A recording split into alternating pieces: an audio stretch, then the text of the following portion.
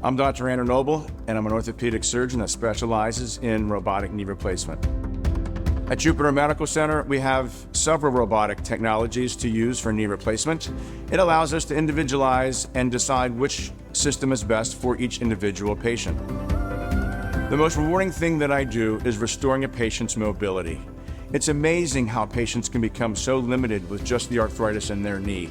And what I do allows them to get back to doing their activities, the things they want to do, the athletics, to travel and spending time with their family. It's more than just the surgeon and technology at Jupiter Medical Center. It's the collaboration of the whole team. It's specialized nursing and certified staff that are there to help with patients during their recovery.